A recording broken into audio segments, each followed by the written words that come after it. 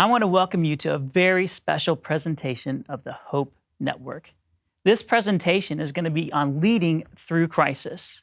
No matter where you find yourself in 2020, whether you're the pastor of a church, the leader of a business or an organization, a parent, really any field that you find yourself in, you are living in crisis. And we need leadership in that crisis. And so I am very pleased that we have two amazing leaders here in studio with us for this special presentation. Now, before I introduce them, I want to tell you quickly about the Hope Network. The Hope Network exists to unleash hope in local churches. And the reason that we do this is because we believe that the local church is the hope of the world. And we believe that every community deserves a winsome witness of the love of Jesus Christ. And because of that, the Hope Network exists to encourage and equip pastors with the relationships, the tools, and the knowledge that they need to succeed. And so I am so pleased that we have Pastor George Acevedo and Pastor Matthew Hartsfield here with us to enjoy this conversation that we're going to have this morning. It's great to be with you, Pastor David. Yeah, absolutely. Now, Pastor George, I wanted to introduce you. And the problem is that to fully introduce you, we would need our very own podcast. And so I had to kind of cut to kind of some of the key parts of your biography and your story. But first, it starts with family, right? Yep. Now, how long have you and Cheryl been married? This November, 39 years. Wow. Yeah, I married her when she was 2. So, yeah. Amen to that. Yeah. That's a smart man right there. Now, I know you have kids, but it doesn't really matter, right? Tell us about the grandkids. Yeah, my children only exist to bring me my grandkids. We have 4 grandkids now. We have Mia, who just is about to turn 13, and Grandpa's just about to buy his first gun. Oh, there you go. And then Levi, who's 11, going into middle school as well. Mm-hmm. And then Seth, who is going into the 3rd grade, and Zoe, our baby, is going into kindergarten this year. Oh, wow. That's awesome. Yeah. Very cool. Now, Pastor George is the lead pastor of Grace Church, based out of Cape Coral, but it's a multi-site church all over Southwest Florida. It's one of the leading churches, and our particular tribe of Christianity is the United Methodist Church. And even beyond that, it's a leading church in the state of Florida and around the country. I know it has a huge recovery ministry. That's a big part of the heart of who you guys are as a church. And that's part of your story as well. And we might get into that a little bit here today. And I wanted to read all the awards that you got, but they told me we had like a time limit here. But my favorite one has to be this. It's the Distinguished Alumni of the Year from Asbury Theological Seminary. Yeah. The only time my seminary ever mails me is when they're starting a new capital campaign. So, that's pretty impressive. Yeah.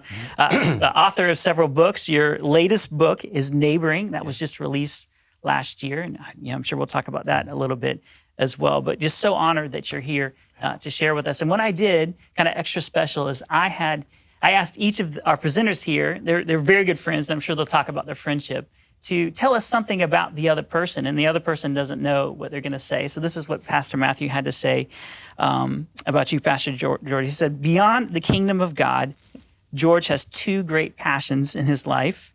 Number 1 is his grandchildren. I think we've already established that. But number 2 is your big green egg. Yeah. And smoking meat. So he loves having the grandkids over the pool, or over the house, playing in the pool with a rack of ribs, smoking on the big green egg. Sounds amazing. He nailed it. Yeah, that's right. That's heaven for me. Are you like, why am I here now? Why am I not down there with the is it on? Did you put something on this morning? Okay. Very cool. And then we also have Pastor Matthew Hartsfield from Bay Hope Church. Now, full disclosure, I guess I should admit, Pastor Matthew's my senior pastor. He's the leader of our organization, and so I guess I can't say too much. You know? Better do a careful, good job here today. Yeah, that's right. And Pastor Matthew has how many years now with Maisie? Wow, 33 years. Wow, awesome. Mm-hmm. And I know you love your daughters too, but really, again, it's all about the grandgirls. That's right. George and I agree. Our kids are just a conduit to get to the grandkids. And Joey, my first granddaughter, she's just about to turn 4. And Andy, our second granddaughter, just turned 1. Awesome. So I'm just in the zone with them at these ages. Very, very good. And Pastor Matthew's been here leading Bay Hope Church since 1993, I believe is correct. And Bay Hope Church, again, is one of the leading churches, not just in the United Methodist Church in the state of Florida, but really a leading church around the country, multi-site church, amazing kids and student ministries, and really, lately, really, our calling card has been our online and digital ministries, the way they've been leading forward in the COVID crisis. And we did several Hope Network presentations, in fact, in the spring and in the summer about how to get churches online and how to maximize the impact of that huge change that a lot of churches were experiencing. So people might want to check some of those out. Yeah, you and Pastor Andy, our digital pastor, did a great job with that. Thank you. Yeah, absolutely. And now this is what Pastor George had to say about you. Oh. Now, he said, this is what he says about Pastor Matthew. He says, he's been a constant in my life for 30 years, and it's been the unexplainable and yet undeniable reliability of Matthew and Maisie in his life. He says that when his son was in the darkest hours of addictions, they showed up on a Sunday afternoon at our doorstep in North Fort Myers. When my granddaughter was nearly killed in a car accident, they showed up at the Tampa airport and embraced me as I fell sobbing into their arms, and then took me to see her. Matthew and Maisie show up, and that's a friend. Wow. That's amazing testimony. You went deep and nice. I know. Wow, thank you. Very good. Very nice. Man. Love you. Well, listen, again, so thank you so much for being here. And we're here to talk about leading through a crisis. Do we really want to spend a lot of time on what we're living in here in 2020? We have the scourge of systemic racism. We have the COVID-19 pandemic, and we're still 2.5 months from the election, and that's going to probably be another crisis in our country, unfortunately. Hurricane season. Hurricane season here in the state of Florida, if you're here with us. The murder hornets, right? Yeah, murder hornets. They're on their way. Yeah, a fire tornado. I think I saw something about a fire tornado on the news. And limited football. Yeah, oh my gosh, don't get me started. That's a crisis. Don't get me started. But clearly, this has been a year of crisis in our country and around the world, and we see its effect in every sector of society, whether it's church, whether it's school, whether it's family, whether it's business. Everyone has been affected in some way. And so this idea, this concept of how do we lead through crisis, I think is so critically important for us to have a conversation about here today. But before we talk about leading others, we have to talk about leading ourselves. And so we're actually going to have two conversations, two separate productions. And the first one is going to be on leading ourselves. And so, Pastor George, I want to kick that to you first and just get general thoughts. We'll kind of drill down later, but just generally, when we talk about the idea of leading ourselves well, what does that mean to you, and what kind of thoughts do you have for the people who are listening and watching? I think that self-leadership is where really the game is won or lost. It's difficult to lead an organization, a group of people, a kindergarten class, or a multi-site church if you're not leading your own life well. And I would argue that as difficult as it is to lead people, that the hardest person we lead is ourselves. Absolutely. And again, the game is won or lost there. I love those words that Paul wrote to Timothy. And so here's Timothy. He's the young guy who struggles with self-esteem, thinks he's too young to be the leader, has a spirit of timidity. We read all of that in Paul's letters to Timothy. And he says to him in one of the letters, I think it's 1 Timothy, he says, keep close watch over yourself, and then he adds, and your doctrine and your teaching. So it's interesting that the impulse of the sage Paul to the Padawan Timothy was to say, keep an eagle eye on your self-leadership. And I think that's counterintuitive, and it's especially counterintuitive during times of crisis. So let me give you an example. Having lived with a child who struggles with addiction, the impulse for parents when they find out that their child is struggling with anything, their impulse is, what can I or we do to fix that child? I want to lead that child to a place of health, wholeness, life. And I get that.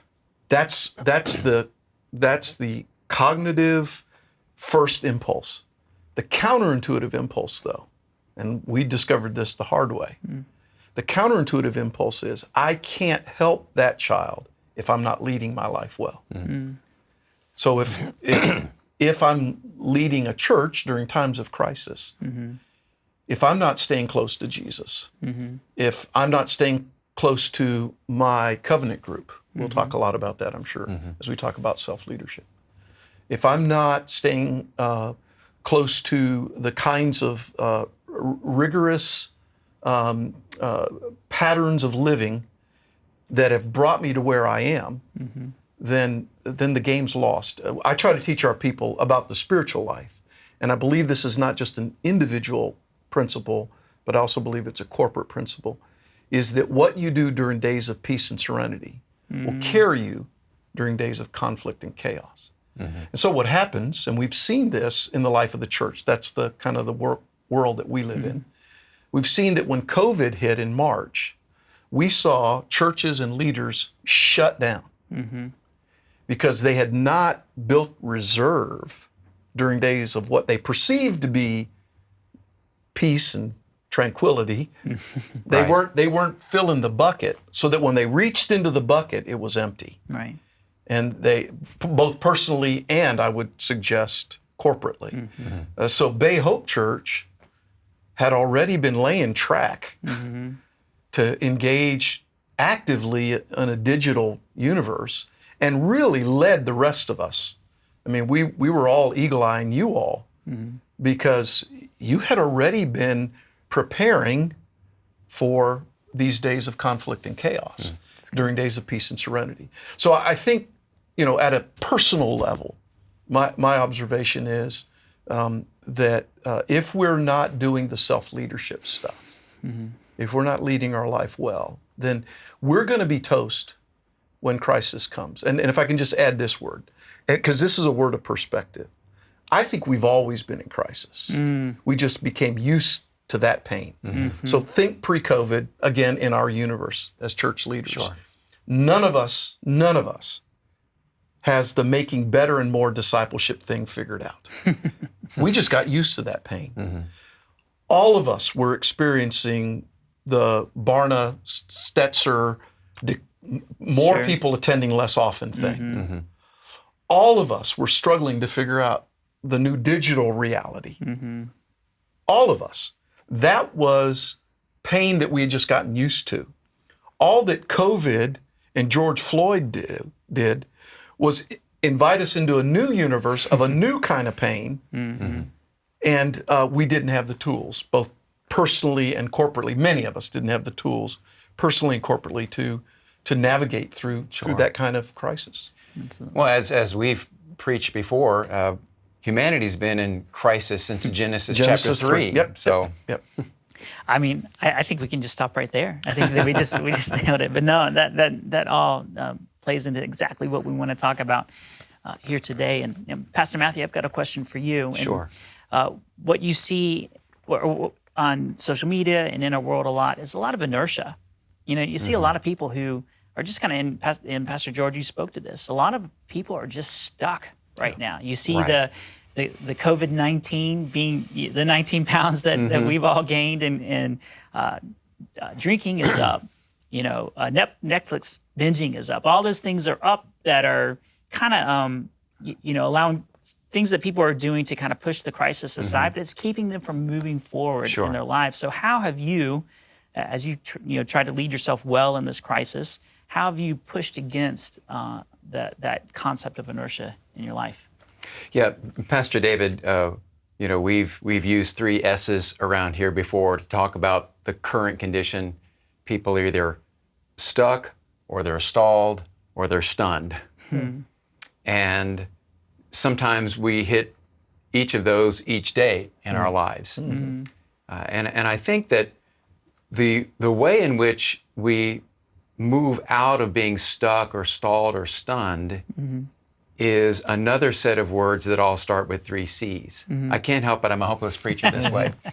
And for me, in terms of my self-leadership, in the midst of those other 3 S's, are these 3 C words, and that is call, community, and clarity. if I am in a state of crisis, or people around me, the church, the organization, my first best tool is to revisit my call and to gain a great deal of anchoring in my original call.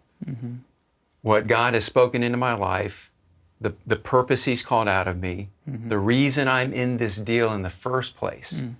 Because this may be COVID and systemic and racial injustice and a lot of other things this year, but I could tell you over the 30 plus years of my vocational ministry, each year has had its moment where I've had to revisit my call and remind myself, why am I doing this? What's the reason I'm in this in the first place? And so I find that particular C helps me to get unstuck or move out of a stalled state, or maybe recover from being stunned by whatever the external crisis du jour is. The other C is community.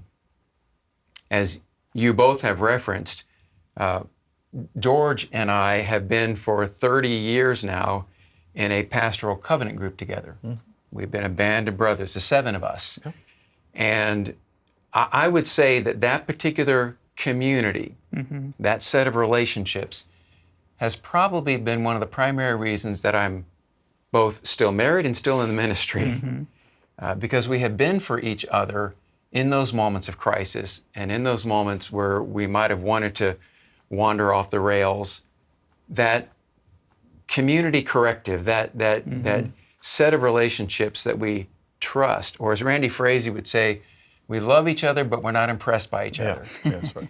And so not only my covenant group, but my small group right here at Bay Hope, as well as the community among staff that we have here. And community is one of the most underutilized tools that we all have, because we live in such isolation. And we all know that isolation is the devil's workshop. And you've preached about that quite a bit, especially in recovery issues.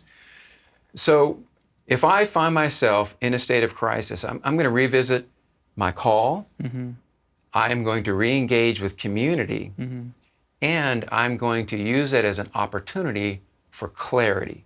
In fact, I believe crisis is a golden moment to look at the clutter in your life and get crystal clarity about my, like you said, daily habits and rhythms and patterns, about what I'm doing, what I should stop doing, what I should start doing. It's a moment for clarity that, when it's smooth sailing, we often allow clutter to build up.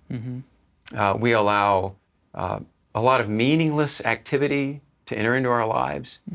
And so if I'm going to get beyond a state of stopped and stalled and stunned, I'm going to use those 3 C's as these great reminders. And that is, again, to revisit my call, to re-engage in community, and to get clarity around who I am and what I'm doing. Yeah, that's really good stuff. One of the things that we talk about all the time with the Hope Network is that when we're talking to pastors in particular, is that God has called you, and since God has called you, God has equipped you for the work of the ministry, and God has placed you where you are. Now, you might have a problem, especially with that third one sometimes, with where God has placed you. But yeah, if we don't remember our calling, then it's easy to kind of give up. But I want to, and this could go to either one of you, when you're talking about community, because I'm kind of out of your example, really, try to develop a covenant group of other pastors, and we've gotten together a few times.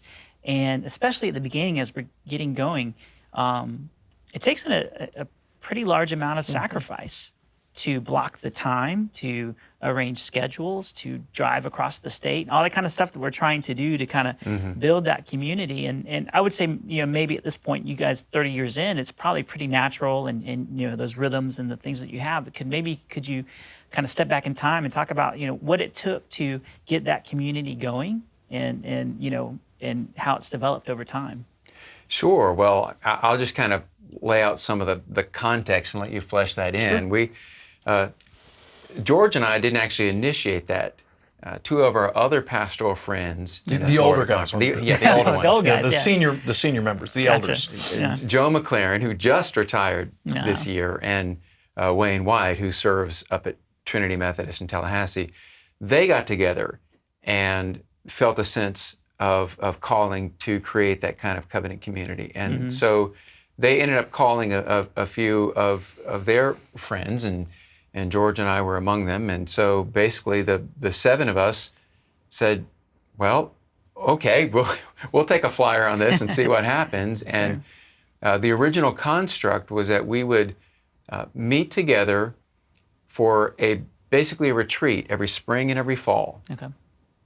Sunday evening through Wednesday morning, and we would play hard and pray hard with each other, just sharing about how is it with your soul, how is it with your family, how is it with your ministry. And we'd each share, we'd pray for each other, and we would play. We would do life together.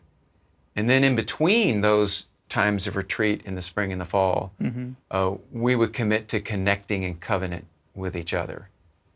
And you might want to, just share how you've experienced that. And my observation has been, and I think you would concur on this, Matthew, my observation has been that during COVID, our text stream, for example, has increased by 300% or more. I mean, we were, it was maybe once a day, every other day, something. And now while we've been sitting here, I'm sure the guys have been, oh yes, and sometimes it's to create brevity, some lightness. It'll be a meme that just kind of like, and then sometimes it's like, you've got to read this article. Yesterday I sent everybody a sermon from Andy Stanley that I said, man, you guys got to watch this. Gotcha. And so it can go. Or I'm imploding right now. My church is imploding. Help! Right. I'm ready to quit. That's right. that sort of deal. But I would also say, let me just say this: that in my 2 hour and 10-minute drive here, I talked to two of the guys in our covenant group on the phone. I think, yes, it's hard, David. I want to say it's hard, and yes, it takes commitment. I would remind our friends who are watching and listening that we don't have some kind of magic wand or pixie dust. We got the same 24 hours a day, 7 days a week, 365 days a year that everybody else has. And I would argue that in this season of our life, because ironically, 30 years ago, we were the young nobodies who were wearing, polyester suits. Which we had a visual of that, actually. It was kind of ugly. Wide ties, polyester suits. In the back of the denominational meeting. And today we pastor the growing, most vital churches. And every single guy grew their church to that. They didn't inherit it.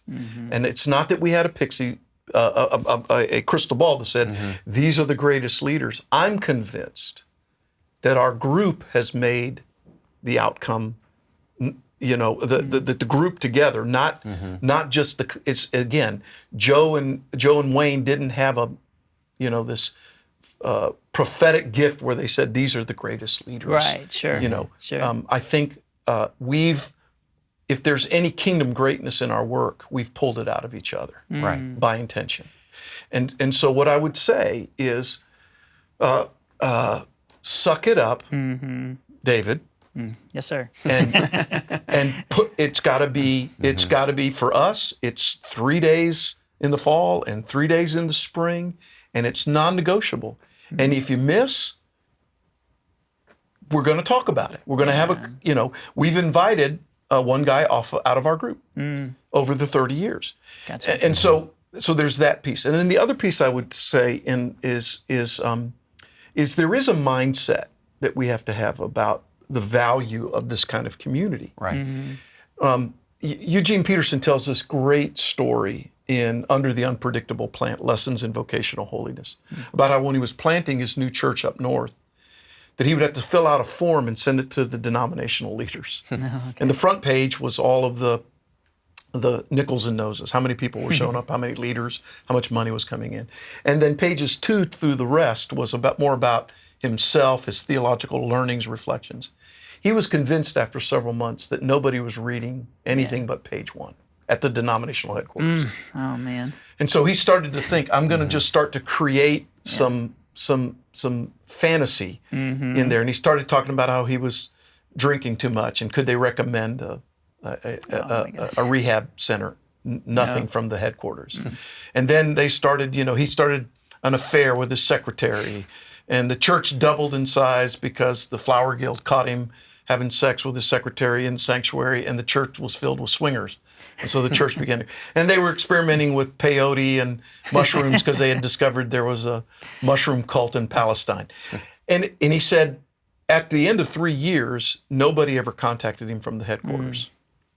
And so at his exit interview with them to become a real pastor now, he's no longer a missional pastor, but a real pastor. They asked him how they did in their oversight. And he said, you really failed. And he told them the whole story. And then he challenged us. He said, as leaders, he says, because our impulse for many of us is to look to someone else to be responsible for our vocational holiness. Oh, there you go. And whether it's the denomination or my board or somebody else, no.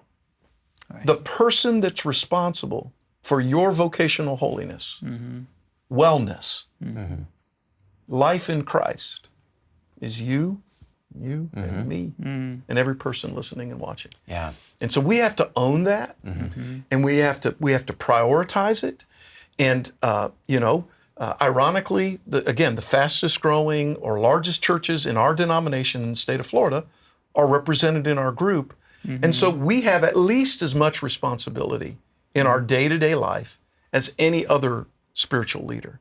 And yet we carve out at least 6 days a year. And then for us, as we've grown old, it's been even more than that. Sure. To be with each other, to be iron sharpens iron. Yeah, George showed up here today an hour before he needed to come into the studio just so we could share, connect, and connect with each other. And beyond, and I'm going to stay late. That's right. Going to stay late. We're going to enjoy some time together. But even beyond our particular churches within the Florida Conference, George and I have an opportunity to connect with pastors of other larger, vital churches around the connection, our particular tribe, and to a T, each one of them that are in a healthy, vibrant place personally as well as their churches, they can tell you about their covenant group. That's awesome. Each of these pastors that we talk to. And I would add that as I shared my true words about how Matthew and Maisie have always shown up in my life, it's because what you do during days of peace and serenity will carry you during days of conflict and chaos.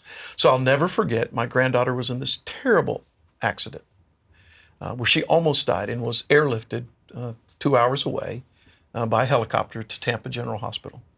And I flew into the Tampa International Airport, and I was sobbing the whole way home. I got the last seat on the last available flight to get to Tampa from Atlanta. And I could barely walk through the terminal from the gate. And as I walked out of the terminal, Maisie and Matthew literally caught me, and I just sobbed uncontrollably because my grandfather's heart was just shredded. Yeah. What you do during days of peace and serenity will carry you during days of conflict and chaos. Because what I fear is that stuff happens to everybody. Everybody. It's gonna happen. And the reality is that it was a phone call. I don't even know what was on his schedule for that day.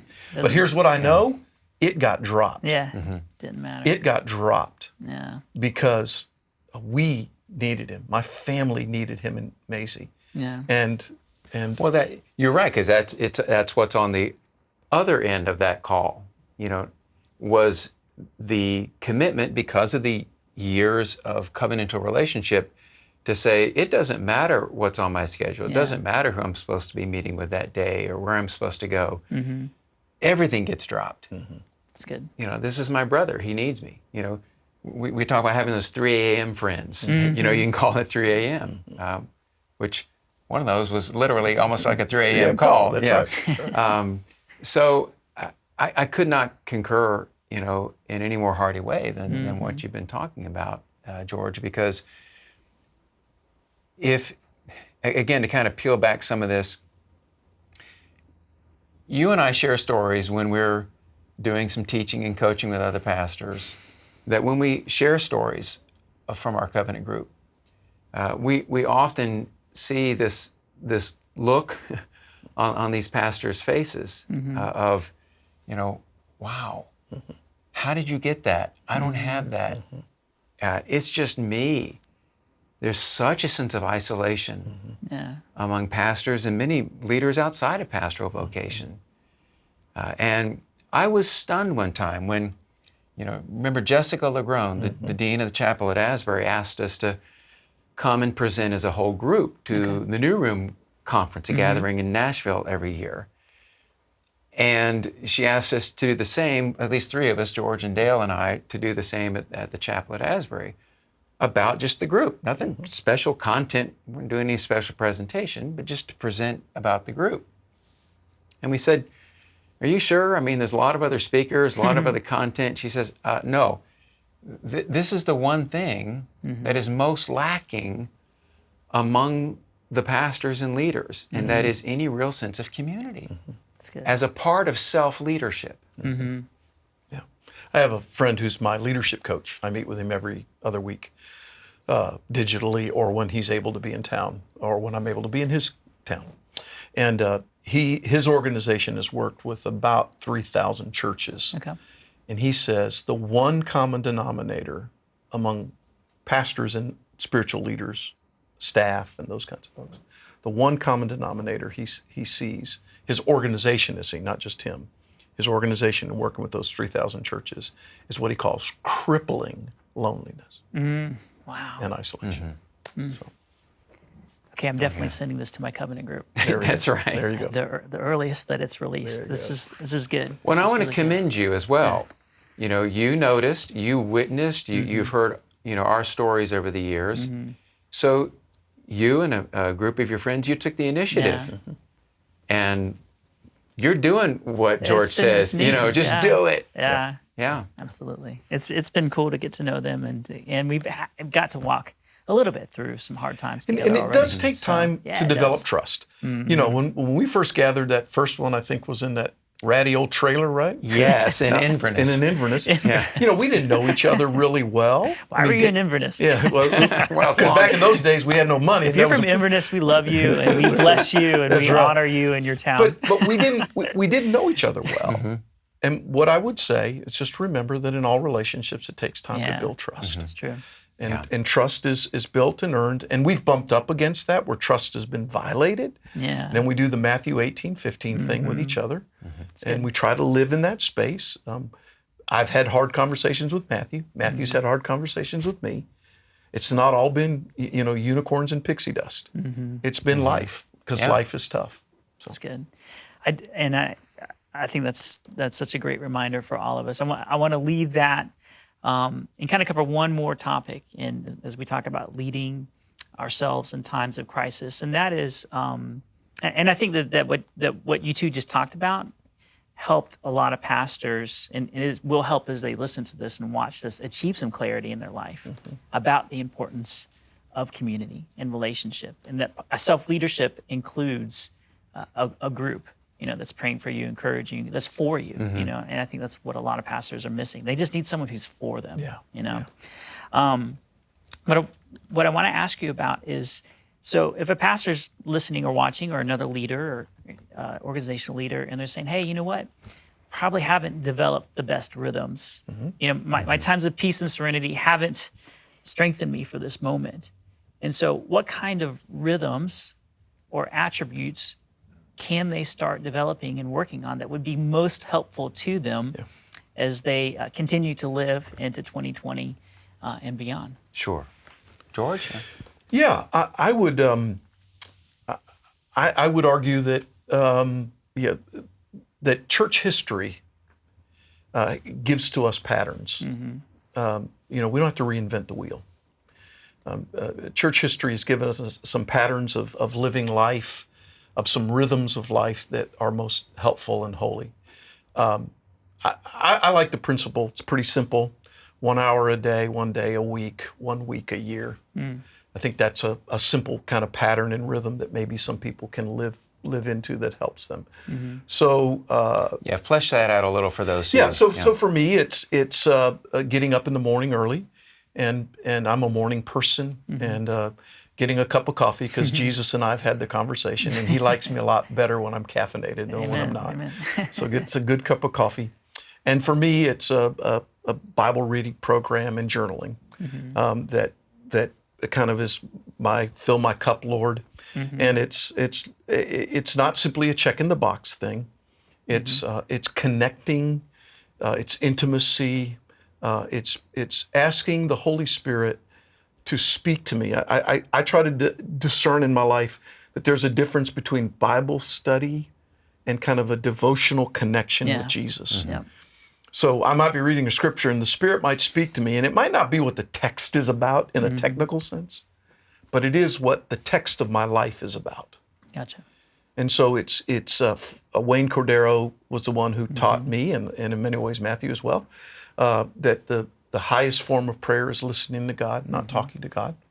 And so for me, there's that daily time. And then a day a week, Shabbat, Sabbath is kind of a part of the rhythm of creation. And so there has to be built into our life those seasons. I try not to be a Pharisee about that. Sure. There are days that my Sabbath gets filled up with responsibility, and then I just try to find those Sabbath moments. But for the most part, I would tell you, I try to work at a kind of 9 out of 10 that I take a full 24 hours to just completely. Yeah, George really has been, for our group, I would say, one of the main role models in terms of later, not early. Yeah. The first 10 years. Oh, we were all messes. We were all just messes, we were all still figuring it out. But in terms of Sabbathing, in terms of that daily reading and journaling in Scripture. And so that's been a large part of what George has really kind of created a flavor of the group in. It's a part of the culture of our group. And so we would regularly ask each other, how are you doing in your rhythms, in your daily rhythms? And then the week a year thing, interestingly enough, again, I try not to be a Pharisee about that, but where do I look across the landscape of my year, and where am I investing in soul keeping?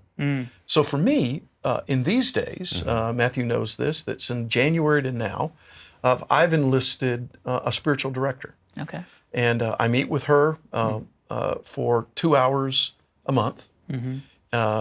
We do it on Zoom, even before COVID, because she does not live here. She lives in Ocala. And I'm spending time with her. She takes me through some prayer exercise, through some scripture exercises.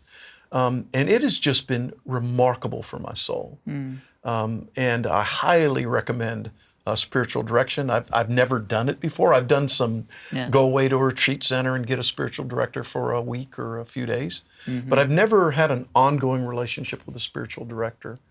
And so that's been a part of the rhythms of my life.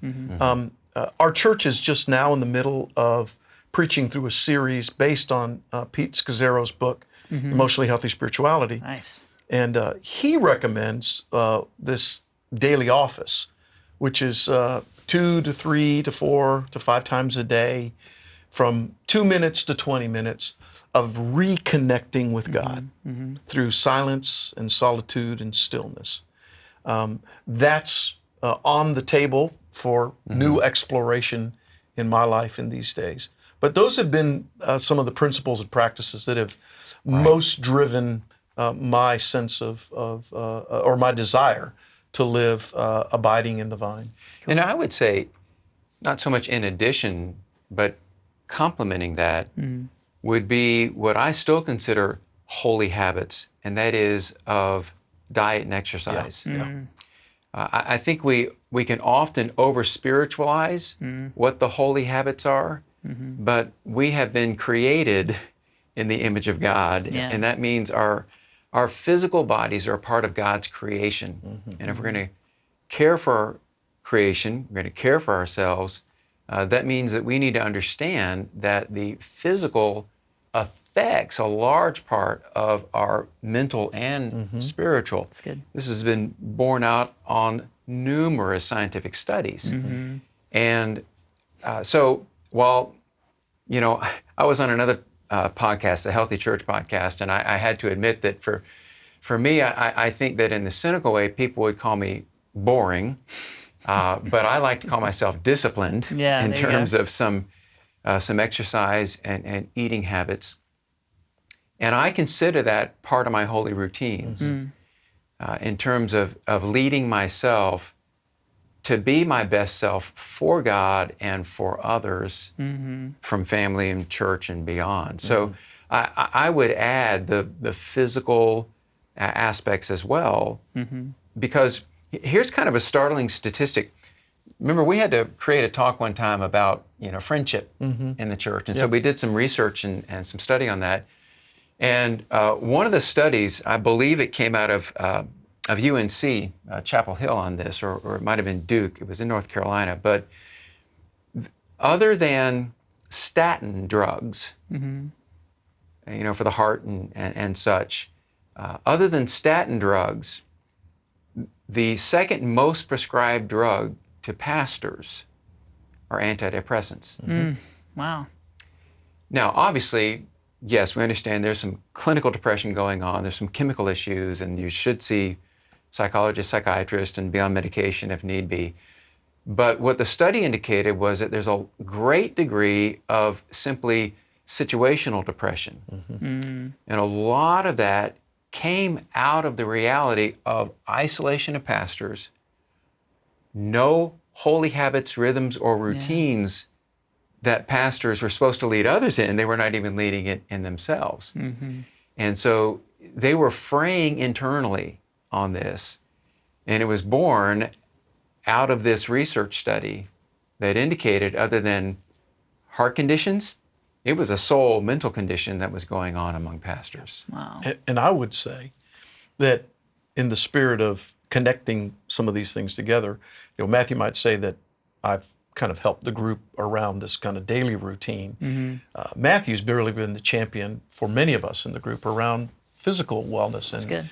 And I've lost 30 pounds in the last 2 years. Amen. And I picked up some new, Matthew helped me pick out a rowing machine? A rowing machine that's been a part of all of that. So I turned 60 this year, and I got bad knees. I've had 3 surgeries. It's all football, youth ministry injuries. And so I do have some physical challenges, but he regularly is the guy that's asking me, how you doing? Are you staying on your Weight Watchers? And I do that. And are you exercising? And so this accountability is not just about, are you praying and reading your Bible? That's good. I kind of, what I feel like I hear you guys saying is that we're a whole person. Yeah. We're not just a spiritual person or an emotional person or a physical person. We're a whole person. And we 10 got to years take care of all parts of our lives. And 10 years ago, 20 years ago, the whole group issue for me was about date night with Cheryl. And that's become a regular rhythm. That's good. Again, when Matthew says we're all married and in ministry because of each other, that's what we mean. My wife and I date religiously. Cheryl called all of us and said, hey, work on him. Work on him, that's right. That's great. That's great. Well, listen, I think this has been amazing. There's a lot that I've taken just personally. I'm just glad personally that I've been able to sit and listen in on this conversation between 2 good friends. And I think that there's a lot that pastors can learn and other leaders can learn about leading themselves well. And so with that, we're going to kind of wrap up part 1 of our presentation here. But please, please, please join us for part 2 when we talk about and we move from leading ourselves to leading others and leading organizations. Thank you for joining us here today.